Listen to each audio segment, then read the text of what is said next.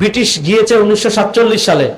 1947 সালে ব্রিটিশ যাওয়ার পর আমাদের দেশের যে বিচার ব্যবস্থা দিয়ে গিয়েছে, এই বিচার ব্যবস্থায় যে আইন রয়েছে, বিচারপতিরা হাইকোর্টে বলেন, সুপ্রিম কোর্টে বলেন, নিম্ন আদালতে বলেন, জজ কোর্টে বলেন, আমাদের দেশের যে টোটাল বিচার কার্য পরিচালনা হয়, এই বিচার কার্য পরিচালনা কোরআন মোতাবেক হয় না, আমার নবী করিম সাল্লাল্লাহু আলাইহি ওয়াসাল্লামের আদর্শ মোতাবেক হয় না, বরং আমাদের দেশের কোর্ট কাচারি যা আছে সব পরিচালিত হয় ব্রিটিশের আইনে। কার আইনে? যুবকরা বলে না কার আইনে? ব্রিটিশের আইনের মৌলিক সমস্যা দুইটা। একটা হলো বিচার বিভাগের ধীরতা, অর্থাৎ ব্রিটিশ আইন এটা খুব লেন্দি।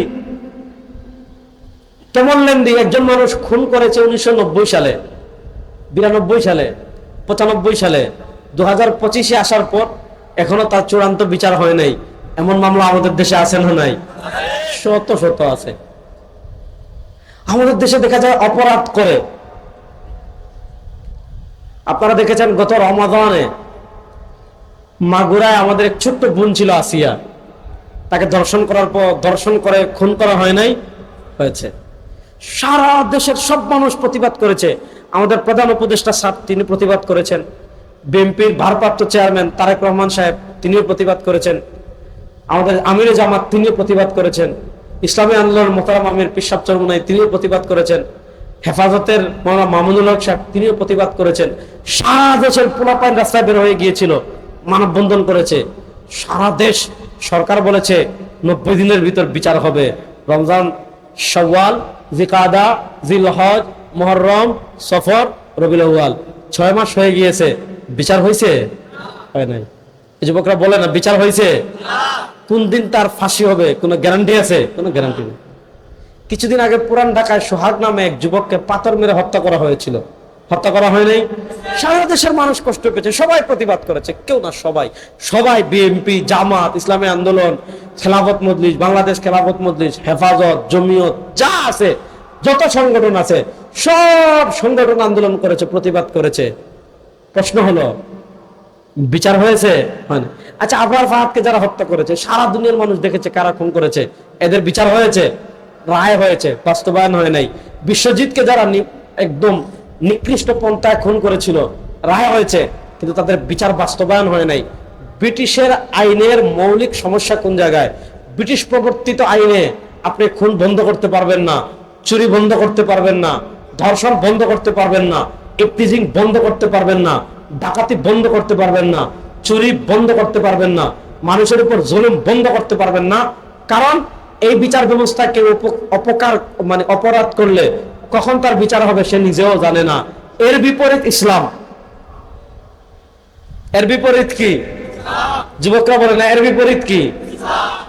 ইসলাম বলে আন্নান নাফসা বিন নাফসি ওয়াল আইনা বিল আইনি ওয়াল আনফা বিল আনফি ওয়াল উযুনা বিল উযুনি ওয়াস সুন্নাহ ওয়াস সিন্না বিস সিন্নি ওয়াল জুরুহা কিসাস।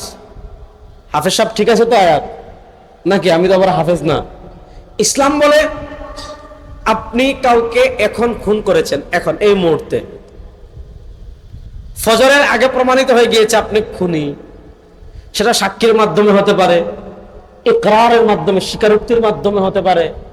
যদি ফজরের সময় প্রমাণিত হয়ে যায় আপনি খুনি, আর কোনো সুপ্রিম কোর্ট চলবে না, আর কোনো হাইকোর্ট চলবে না, আর কোনো আপিল চলবে না, আর কোনো প্রাণ ভিক্ষা চলবে না। ইসলাম বলে ফজরের আগে যদি প্রমাণিত হয় আপনি খুনি, তাহলে ফজরের আগেই আপনি যেভাবে খুন করেছেন আপনাকে ওইভাবে খুন করা হবে। এই আইন যদি বাংলাদেশে বাস্তবায়ন হয়, মনে করেন যে আসিয়ারে যারা ধর্ষণ করেছিল প্রমাণিত হয়ে গিয়েছে, আর কোন হাইকোর্ট চলবে না, আর কোন সুপ্রিম কোর্ট চলবে না, আর কোন আপিল চলবে না, আর কোন প্রাণ ভিক্ষা চলবে না। ইসলাম বলে এটা বিবাহিত নেই, হ্যাঁ বলে সোরাদুদ দানে নাও, গর্ত করো, বুক পর্যন্ত গর্ত করো, টেলিভিশনে লাইভ দেখাও, আর সারা বাংলাদেশের মানুষের সামনে তারা হত্যা করো। এরকম দর্শন করেছে, রাত্রে দর্শন করে হত্যা করেছে, পরের দিন সকালে পুরা জাতির সামনে যদি তার বিচার করা হয়ে যেত, বাংলাদেশে আমার মা বোনের ইজ্জতের দিকে হাত তুলতো, কোন কুলাঙ্গার সাহস করতো? মনে করেন আমার ভাই সোহাগকে যারা পাথর মেরে হত্যা করেছে, প্রমাণিত হওয়ার পরের দিন সাথে সাথে সোহরাওয়ার্দী উদ্যানে নিয়ে পুরো জাতির সামনে লাইভ করে ওদেরকে যদি ওইভাবে পাথর মেরে হত্যা করা হতো, বাংলাদেশে দ্বিতীয়বার আর কেউ খুন করার সাহস করত? ইসলাম অপরাধ নিয়ন্ত্রণ করার জন্য শাস্তি দিতে হবে দ্রুত। এক নম্বর, ব্রিটিশ প্রবর্তিত আইনে স্বজনপ্রীতি। গত আওয়ামী লীগ 15 বছরে আওয়ামী লীগের থেকে নিষ্পাপ বাংলাদেশে আর কেউ ছিল না, ঠিক না বেঠিক? অলি আউলিয়া গাউস কুতুব, অলি আউলিয়া গাউস কুতুব আবদাল, ওরা অপরাধ করতে পারে, দুর্নীতি করতে পারে, খুন করতে পারে, গুম করতে পারে, মাগার আওয়ামী লীগ এটা তো হলো ফেরেশতাদের দল গত 15 বছর। এখন কথা বলা রিস্ক, আবার কাট করে ছেড়ে দিবে যে আমরা সব বলছি আওয়ামী লীগ ফেরেশতাদের দল, কথা বলা রিস্ক এখন, বুঝছেন? এটা হলো ব্রিটিশ প্রবর্তিত আইনের। ইসলাম বলে লাউ কানাত ফাতিমাতু সারাকাত লাকাতাতু ইয়াদা।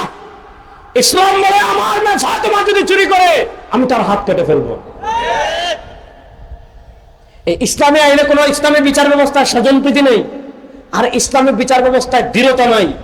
ব্রিটিশ প্রবর্তিত আইনে স্বজনপ্রীতি আছে, ব্রিটিশ প্রবর্তিত আইনে দৃঢ়তা আছে। এজন্য দেখবেন আমাদের দেশে আপনার ভাইকে একজনে খুন করেছে, ধরেন আপনি মামলা নিতে যাবেন প্রথম, তা ও যে খুন করেছে সরকার দলীয় হয়, পুলিশ মামলা নিতে চাইবে না। এটা হলো বাস্তবতা। মামলাটা আমরা দিলেন অনেক কষ্টে, এখন উকিল ধরেন, বুঝছেন নি? মামু লাগে কি লাগে না? যুবকরা আপনার বিরক্ত হয়ে যাচ্ছেন, ভাই সিদ্দিকী সাহেব আসতেছে, উনি সুর দিয়ে ওয়াজ করবে, বহু কিছু শুনবেন, কথাগুলো বুঝেন মিয়া, খালি আসমানের উপরের ওয়াজ আর জমিনের নিচের ওয়াজ। আর রাষ্ট্র বেসে যাচ্ছে দুর্নীতিতে, রাষ্ট্র বেসে যাচ্ছে সেকুলারিজমে, রাষ্ট্র বেসে যাচ্ছে ব্রিটিশের আইনে, আর আপনি আসমানের উপরের ওয়াজ আর জমিনের নিচের ওয়াজ করে পরকালে মুক্তি লাভ করতে পারবেন না তো সব? আরে ভাই, পরকালে আপনি আসমানের উপরে মুক্তি লাভ করবেন যদি জমিন ঠিক করতে পারেন। আপনার জমিনে ব্রিটিশের আইন চলে, আপনার জমিনে মানুষের জানের নিরাপত্তা নাই, আপনার জমিনে খুন চলে, ইফটিজিং চলে, চাঁদাবাজি চলে, ধর্ষণ চলে, আর আপনি মসজিদে বসে তাসবিহ জপেন, এটার নাম ইসলাম? কথা বলা করে বুঝবেন। উকিল ধরেন ফুলুস, উকিলের পেশকার না মানে পিএস রে ফুলুস। অনেকদিন পর আজকে শুনানি হবে আদালতে, আসামিকে আনা হবে প্রিজন ভ্যান দিয়ে, ফুলুস।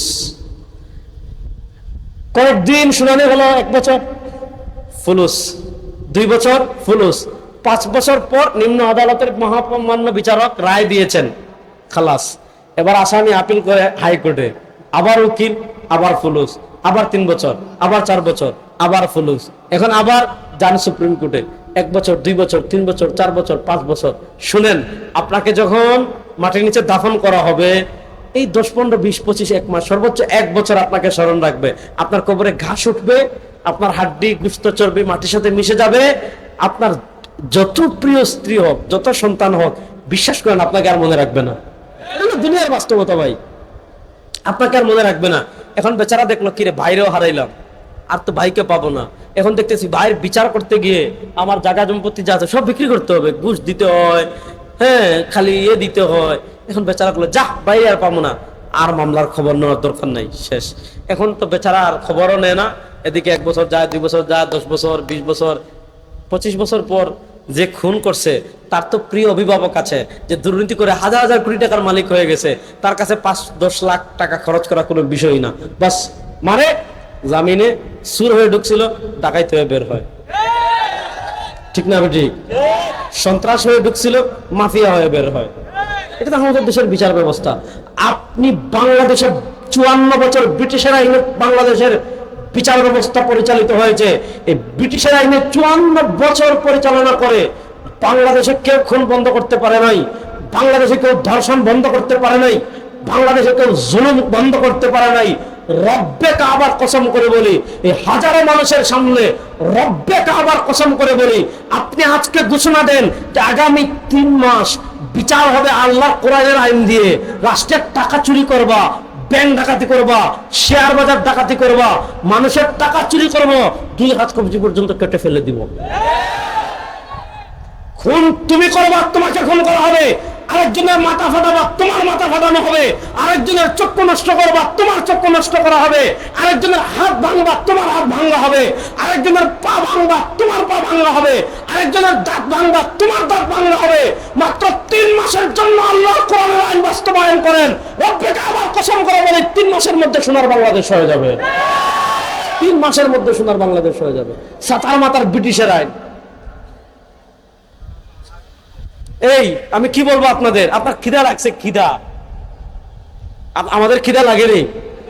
আপনি খিদা লাগছে, একজনে বলছেন ভাই খাবার দেন, একজনে আপনার টাটকা মানে দেশি গরুর কাচ্চি দিছে, ভাই গরম কাচ্চি খা, ভালো করে বুঝেন।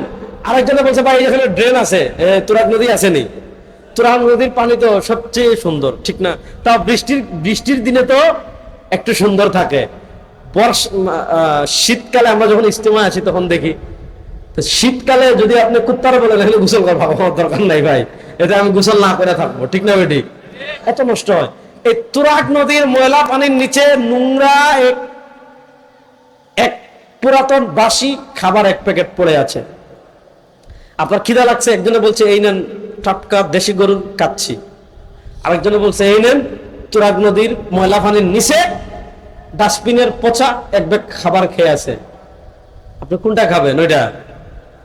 হ্যাঁ ওইটা না ওইটা খাবেন? তো আমি এটা বোঝানোর জন্য আমাদের নবীর আদর্শ হইল এইটা, আর ব্রিটিশের আদর্শ হইল এইটা। আরে বেটা, যাদের কাছে আল্লাহর কোরআনের ওহী নাই, যারা মদ খায়, গাঁজা খায়, ইয়াবা খায়, এদের থেকে আমাদের আইন শিখতে হবে। প্রথম আজকে আমাদের এই সমস্যা হলো এই জায়গায়। আজকে আমরা আল্লাহ নবীর আদর্শ খুঁজি কোন জায়গায় জানেন? খাবার যখন খেতে যাই হাত ধুই, হাত ধুতে করি না? আপনারা হাত ধোন না মনে হয়, হাত ধুতে করেন তো? আপনি যে হাত ধুতে করে তাকে জিজ্ঞাসা করবেন ভাই হাত ধুতে করেন কেন? বলবে রাসূলুল্লাহ সাল্লাল্লাহু আলাইহি ওয়াসাল্লাম বলেছেন খাবারের আগে হাত ধোয়া সুন্নাহ। গুড, আলহামদুলিল্লাহ।